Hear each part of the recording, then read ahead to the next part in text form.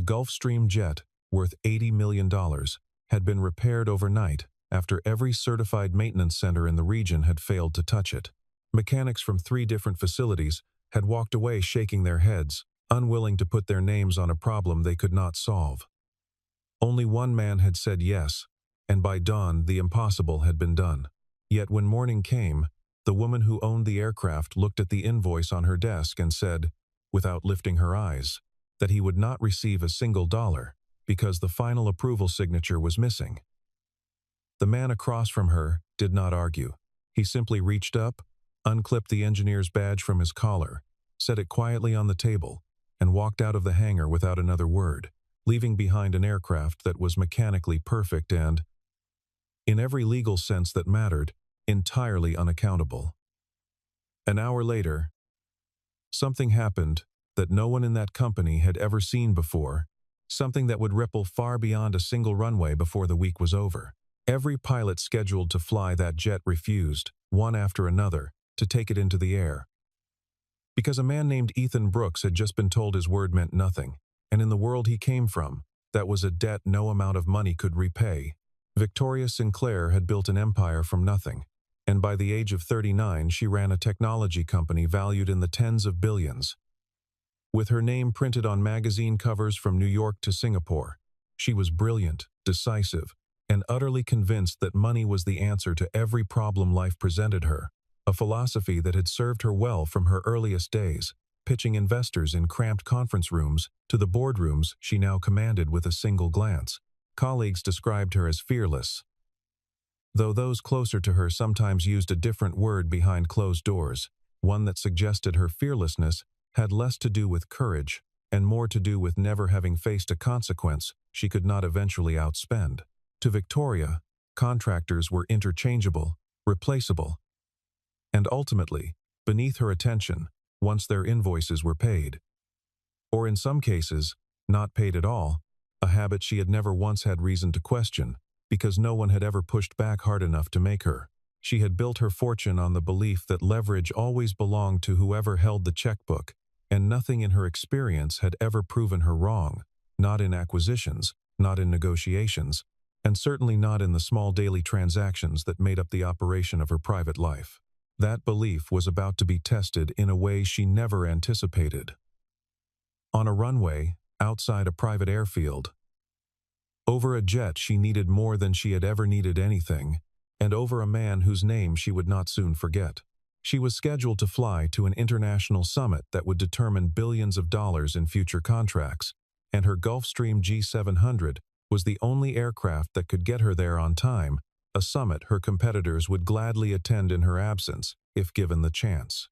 2 days before departure, the jet's flight control electrical system threw an error that no diagnostic tool could immediately explain, and the aircraft was grounded, declared AOG, aircraft on ground, a term every executive in private aviation dreads, since it meant a schedule built around certainty had suddenly collapsed into an open question with no clear answer.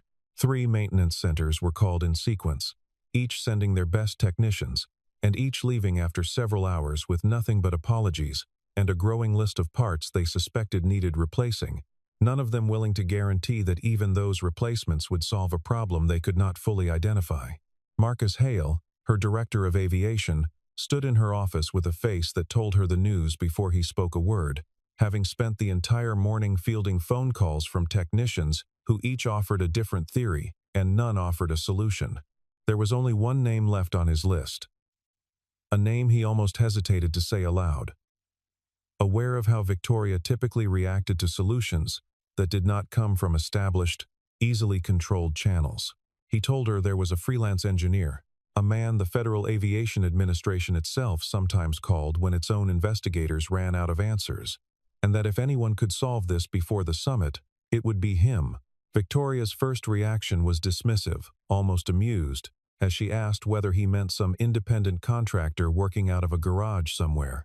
Marcus told her, calmly, that this particular man had spent years as an aircraft maintenance engineer for the United States Air Force before going independent, and that pilots up and down the coast spoke his name, the way soldiers speak of a commanding officer they trust with their lives. His name was Ethan Brooks, 42 years old, a single father whose children had long since grown and moved on with their own lives. A man who lived simply despite being quietly famous within the tight circle of aviation professionals who mattered. Marcus added, almost as an afterthought, that Ethan had left a lucrative position at a major maintenance firm years earlier, walking away from a six-figure salary because the company had pressured him to sign off on repairs he considered unsafe. Since then, he had worked entirely on his own terms, choosing only the jobs that interested him and turning away far more work than he accepted, regardless of how much money was offered. Victoria found that detail almost impossible to reconcile with anything in her own experience.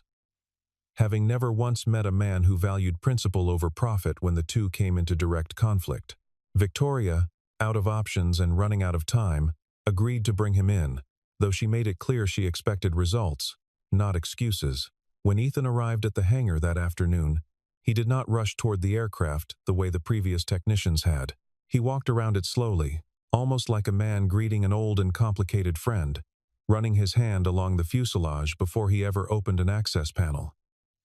He wore no uniform, carried no branded toolbox, and offered no introduction beyond his name and a firm handshake. Yet, something about his presence immediately shifted the mood inside the hangar. The three previous teams had filled the space with noise, with raised voices and hurried phone calls to their own supervisors, seeking guidance. Ethan filled it instead with a kind of stillness that made even the most impatient people in the room instinctively lower their voices. He said very little to anyone in the room.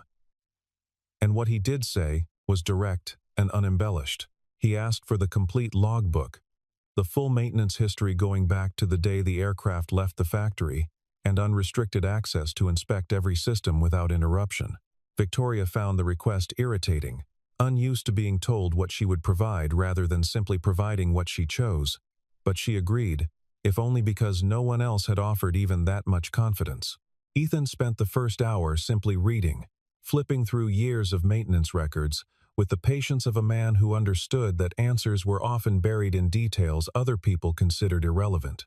By the time he closed the final folder, he had already narrowed the problem down to a specific era of the aircraft's service history, long before he ever touched a wire. What he found, though he did not yet say it aloud, was something none of the previous three teams had even considered looking for. Ethan worked through the entire night without sleeping, moving methodically from one circuit to the next, tracing the aircraft's electrical nervous system wire by wire under the harsh light of the hangar. He did not order a single expensive replacement part, and he did not chase the obvious, high-cost theories that the other technicians had proposed. Instead, he found something almost invisible, a single signal wire that had been connected incorrectly during a maintenance visit years earlier, a mistake so small it had gone unnoticed through dozens of subsequent inspections. The discrepancy was measured in fractions that most engineers would never think to question. Yet, under the exact combination of conditions present during flight, it was capable of causing the control system to misread its own signals mid-air. It was the kind of error that could sit dormant for years and then surface at the worst possible moment, 30,000 feet above the ocean, with no room for a second attempt. He corrected the connection with the same quiet focus he had shown from the moment he walked in, then tested every related system twice before running a full simulated flight sequence to confirm the fix held under pressure. Around 3 in the morning, one of the junior technicians assigned to assist him asked why he bothered testing the same circuit a second and then a third time when the readings had already come back clean on the first attempt. Ethan answered without looking up from his work, saying only that an aircraft does not care how confident a man feels, and that confidence had killed more pilots than mechanical failure ever had. The young technician said nothing further after that, watching in silence as Ethan repeated the same sequence a fourth time before he was finally satisfied. By sunrise, the aircraft was cleared, its systems behaving exactly as they should, its history of failure resolved by a single overlooked wire that 3 teams of professionals had missed entirely. Daniel Ross, the company's chief pilot with more than 18,000 flight hours behind him, arrived to review the work personally before agreeing to fly the jet again. Daniel had a reputation across the industry. He spent nearly an hour going through Ethan's documentation, cross-referencing every page against the physical systems himself, rather than simply trusting the written word, a habit that had kept him alive through 3 decades of flying. After going through Ethan's documentation line by line, Daniel looked up and told the room, without exaggeration, that it was one of the finest diagnostic efforts he had witnessed in his entire career. He shook Ethan's hand, an unusual gesture for a man who rarely extended that courtesy to contractors he had only just met, and told him plainly that he would trust his own family aboard this aircraft without a second thought.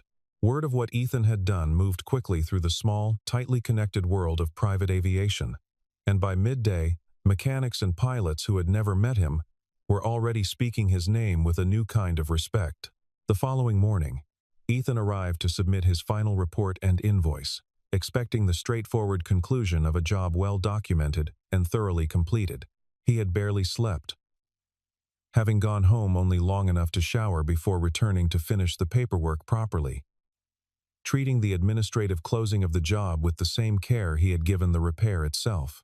Victoria read through the paperwork at her desk, her expression unreadable, before finally looking up with something close to a smile that carried no warmth in it at all. She told him the final approval signature was missing from the internal authorization chain, and that without it, she would not be releasing payment for his work, delivering the line with the same flat efficiency she might have used to reject an underperforming vendor contract.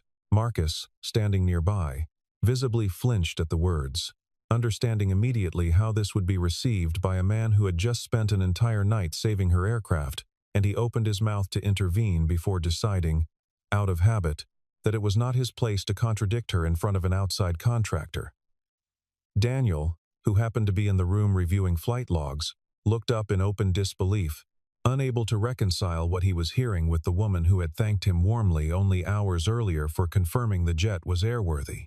He glanced toward Ethan, half expecting him to demand an explanation or raise his voice the way most people would after being treated so dismissively following such an effort. Ethan did not raise his voice, and he did not argue the point, though everyone in the room seemed to expect him to. He simply asked her, in a calm and even tone, whether this was truly her final decision, giving her one clear opportunity to reconsider before anything else happened.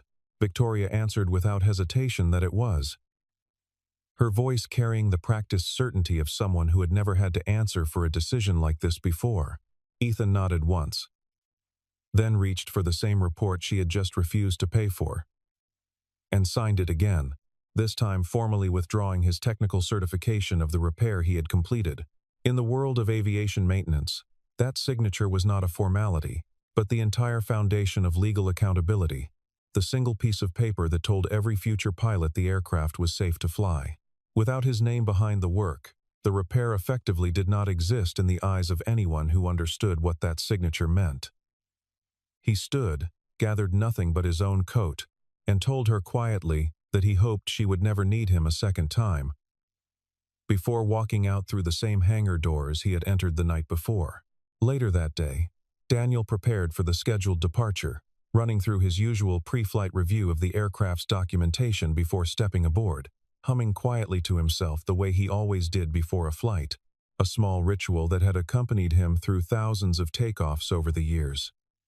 He asked, almost as a formality, who had provided the final technical sign-off on the previous night's repair, expecting to hear Ethan's name confirmed in the paperwork the way it had been every time before. Marcus, uncomfortable, explained that Ethan had withdrawn his certification that morning after a disagreement over payment, leaving the repair technically unconfirmed by the one person who had actually diagnosed and fixed the problem. Daniel said nothing for a long moment, simply closing the folder in his hands and setting it down on the counter in front of him, his humming stopping mid-note as the weight of what he had just heard settled over him.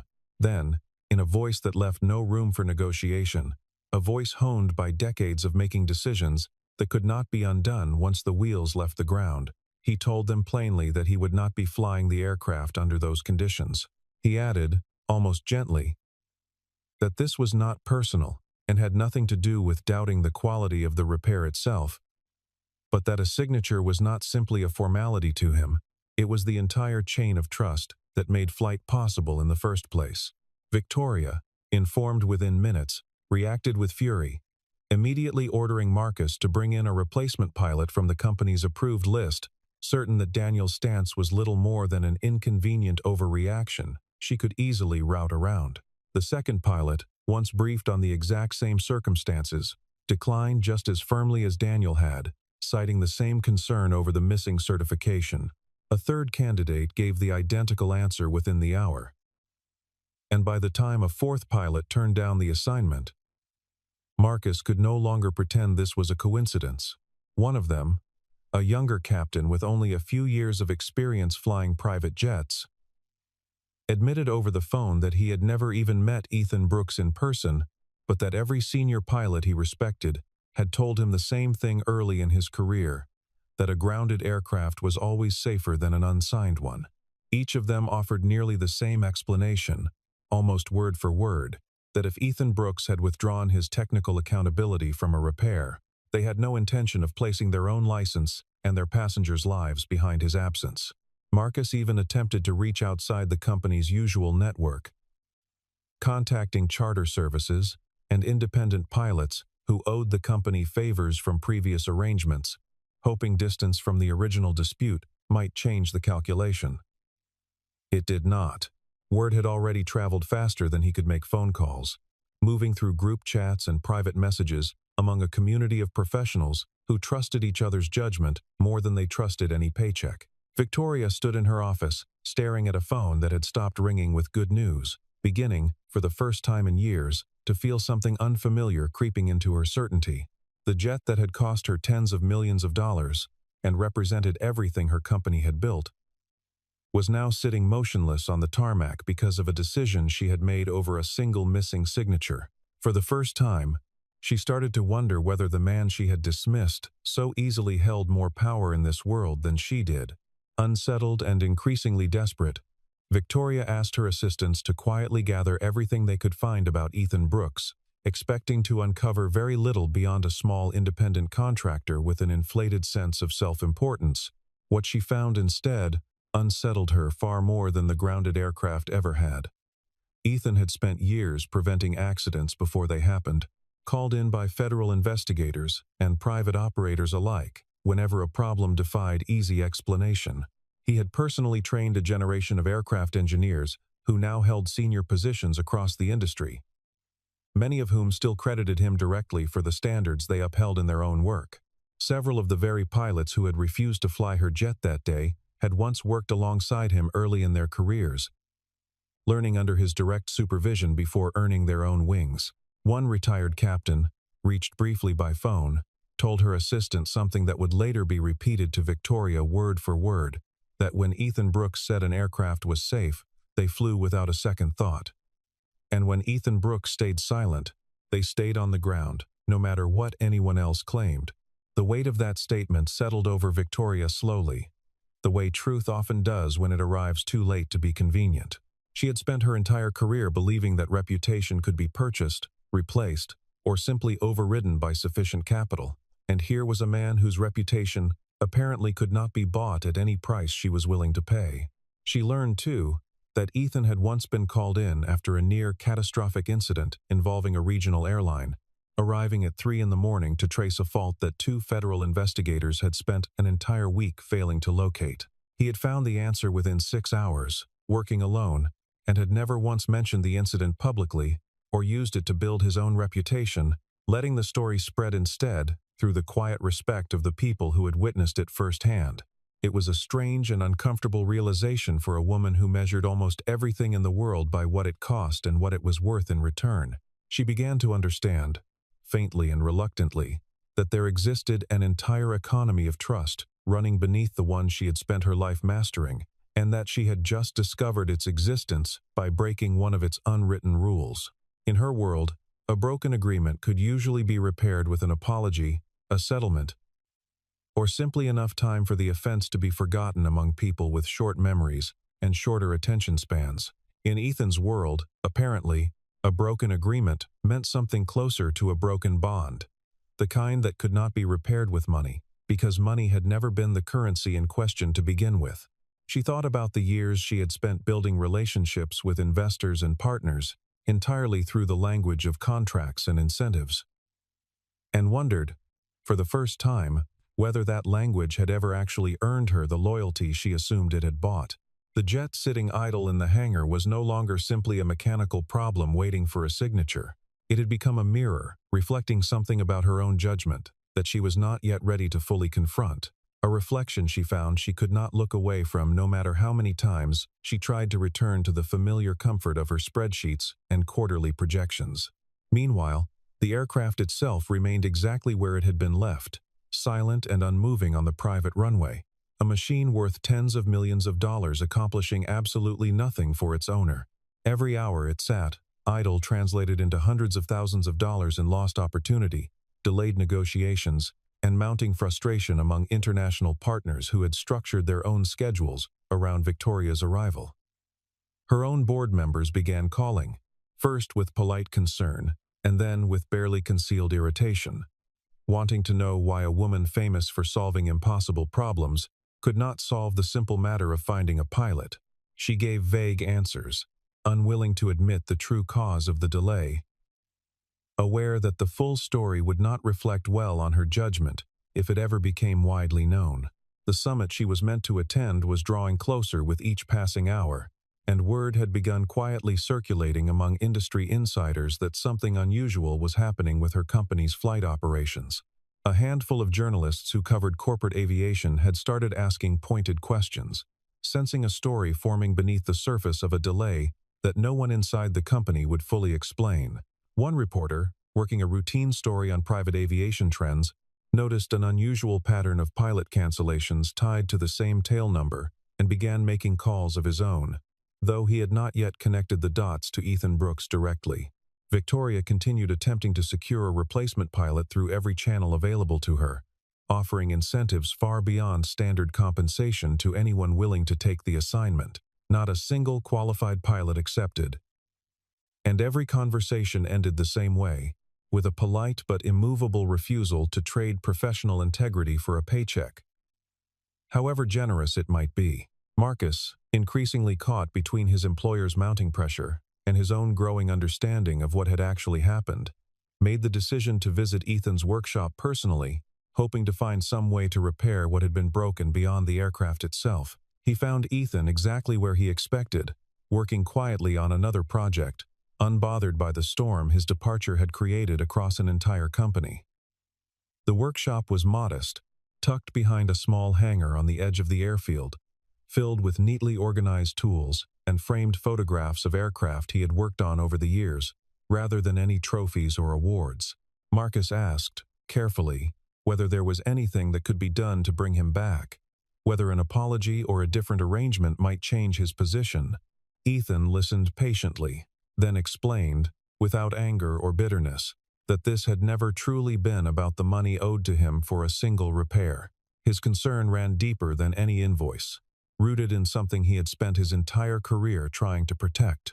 He told Marcus a brief story from years earlier, about a young technician he had once mentored who had been pressured by a different employer into signing off on a repair before it was properly verified, and how that same aircraft had experienced a serious malfunction months later that very nearly cost several lives. That memory, he said, was the reason he could never simply let a broken principle slide by unspoken, regardless of how small the disagreement might look from the outside.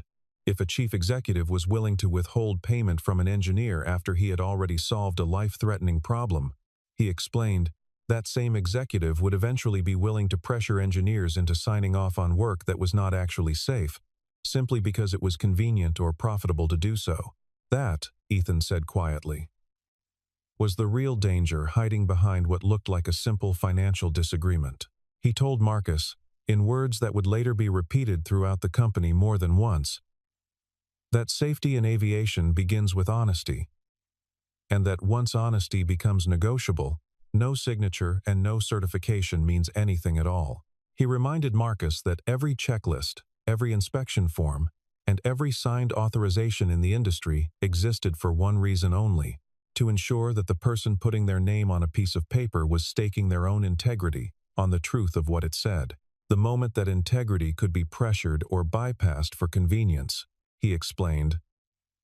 The entire structure of trust holding the industry together began to erode, one small compromise at a time, until eventually something broke that could not be repaired with an apology.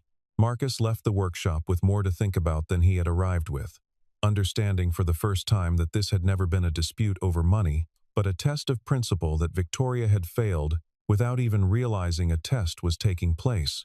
He returned to the company uncertain how to explain this distinction to a woman who measured every conflict in terms of leverage and cost, rehearsing several different ways to phrase it during the short drive back, none of which felt adequate to the weight of what he now understood. What he did know, with growing certainty, was that Ethan Brooks was not going to change his position through persuasion, incentive, or pressure of any kind. The only path forward, if there was one, would have to come from Victoria herself, and from whatever she was willing to admit about the choice she had made. Back at her office, Victoria finally sat down to review the security footage from the night of the repair, footage she had never bothered to watch until the entire situation had spiraled far beyond her control. She watched hour after hour of Ethan working alone in the hangar, moving methodically through systems most people would never understand, pausing only to drink water from a bottle he had brought himself. He did not stop to eat. He did not leave the aircraft for more than a few minutes at any point during the entire night. Driven by something that clearly went beyond simple professional obligation, she read through his written report a second time, more carefully now, noticing details she had skimmed past the first time in her hurry, to find fault with the paperwork. She spoke quietly with members of her own maintenance staff, several of whom admitted, somewhat reluctantly, that they believed she had made a serious mistake in how she had handled the situation. One veteran technician, who had worked for the company for over a decade and rarely offered his opinion unprompted, told her plainly that in all his years in the industry, he had never once seen a client withhold payment from an engineer who had just delivered a flawless diagnosis under pressure. He added that word of the incident had already reached technicians at 2 other companies he knew personally, and that the story was not being told in her favor. No one in the company said this to her face directly, out of deference to her position, but the silence in the room, whenever the subject came up, told her everything she needed to know. For the first time in longer than she could remember, Victoria felt something close to shame settle over her, an emotion she had spent years training herself not to show and rarely allowed herself to feel. She had built her entire identity around the idea that decisiveness was strength, that hesitation was weakness, and that anyone who worked for her ultimately worked for the money she provided them. She thought back to the early years of her company, remembering a time before the billions, when she herself had once been the one waiting on a payment that never arrived on time, and how that memory had somehow faded into irrelevance the moment she had power enough to be on the other side of the transaction. Watching Ethan on that footage, working through the night for reasons that clearly had nothing to do with financial incentive, forced her to confront an uncomfortable possibility. Perhaps there were people in the world who could not be motivated, controlled, or measured by the same rules she had used to build her fortune. Perhaps her success had made her blind to a kind of value that had nothing to do with numbers on a balance sheet, a value some people carried inside themselves, regardless of what the world offered or withheld from them in return. She sat alone in her office long after everyone else had gone home, staring at a paused frame of a tired man, checking one more wire before finally allowing himself to rest. And for the first time in a long while, she did not reach for her phone to fix the problem the way she usually did. The next morning, Victoria did something she had not done in years, arriving at Ethan's workshop without an assistant, without legal counsel, and without the security detail that normally accompanied her everywhere she went. She had dressed simply that day, without the usual tailored armor she wore into boardrooms, as though some part of her understood that none of that would matter here. She carried with her an envelope containing the full payment for the repair, along with an additional bonus far beyond what the original invoice had specified. Believing, out of old habit, that a larger number might still be the fastest way to smooth over what had happened, Ethan accepted the envelope politely, opened it in front of her, then quietly removed the bonus portion and placed it back on the counter between them. He kept only the exact amount originally owed for the work he had performed, nothing more and nothing less than what had been fairly earned. The gesture unsettled her more than any argument could have, because it removed the one tool she had always relied upon to resolve conflict, leaving her standing in a small workshop with nothing left to offer but her own honesty. Victoria asked him, genuinely confused, why he would refuse money that was rightfully his to take if he wanted it. A question that seemed to surprise even her as it left her mouth. He answered simply that he had not repaired her aircraft in hopes of receiving a reward beyond his agreed fee. But because somewhere, eventually, real people would be sitting in those seats when the jet left the ground, he added, after a pause, that the moment he started doing the work for anything other than that reason, he would no longer trust his own judgment the next time a life depended on it, and that was a risk he was not willing to take, no matter what it cost him personally. Victoria stood quietly for a long moment, turning the envelope over in her hands, searching for a response that did not sound as hollow as everything she might have said only a week earlier. She realized, perhaps for the first time in her adult life, that she was in the presence of someone operating by an entirely different set of rules. Rules that had nothing to do with negotiation, leverage, or the comfortable assumption that everyone eventually had a price. Something in that answer broke through whatever composure Victoria had carried into the room, and for the first time in front of another person in longer than she could recall, she felt tears rise that she could not immediately stop. She had spent her career treating every transaction as a negotiation to be won, and here stood a man who had turned down free money simply because accepting it would have contradicted the reason he did his work in the first place. She thought, briefly and painfully, of every contractor and vendor she had ever pushed to accept less than they were owed, simply because she could, and how easily she had always justified it as sound business practice rather than what it actually was. She realized, standing in that small and unremarkable workshop, that she had misjudged him completely from the very first conversation, seeing only a contractor where an entire philosophy of integrity had been standing in front of her the whole time. Quietly, without performance or excessive apology, she told him she was sorry, not only for the missing payment, but for the assumption she had carried into every interaction with him, the assumption that his cooperation could simply be bought or withheld at her convenience. For perhaps the first time in her adult life, she meant those words without calculating what they might cost her afterward, without an angle, without a follow-up strategy waiting behind them. Ethan accepted the apology with the same calm he had shown throughout the entire ordeal, neither gloating nor dismissing what it had taken for her to say it. He told her, gently, that most people never got the chance to see themselves clearly the way this situation had forced her to, and that what mattered now was not the apology itself, but whether anything about her actually changed afterward. It was, in its own understated way, the most honest conversation either of them had had in a very long time. Word of the apology reached Daniel Ross within hours, and shortly afterward he returned to review the aircraft's documentation one final time before agreeing to resume his duties. Ethan, satisfied that the situation had been properly resolved, signed the technical certification a second time, formally restoring his accountability to the repair he had completed days earlier.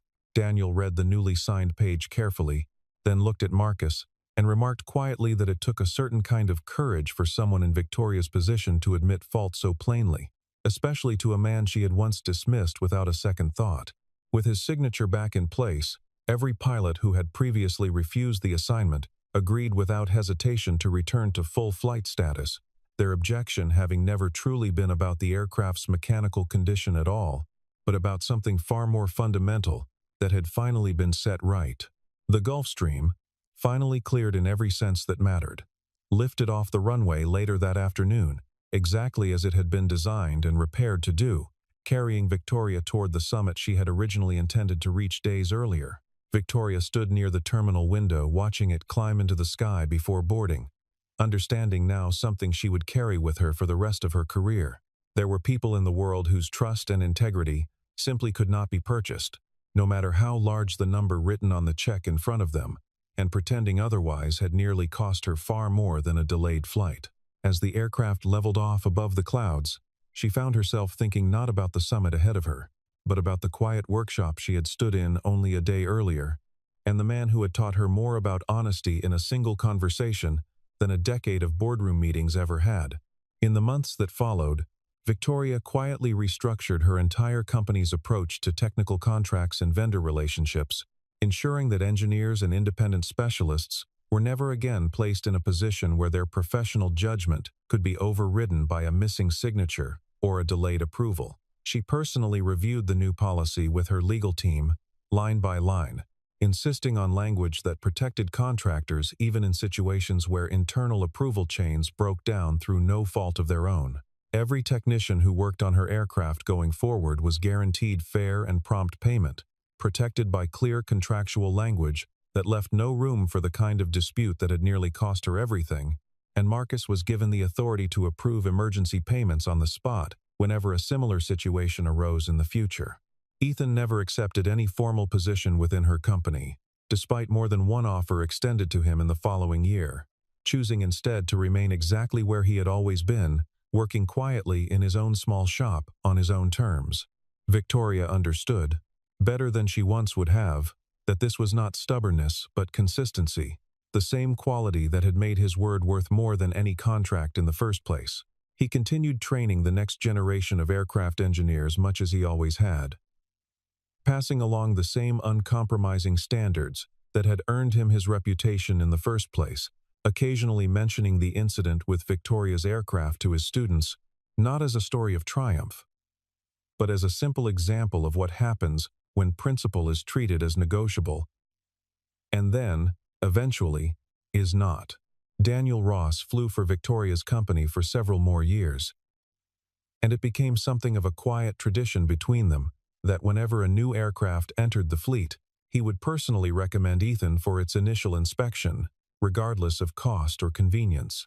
Marcus, for his part, rose within the company, in part because he had proven, during the worst of the crisis, that he was willing to tell his employer an uncomfortable truth, rather than simply agree with whatever she wanted to hear.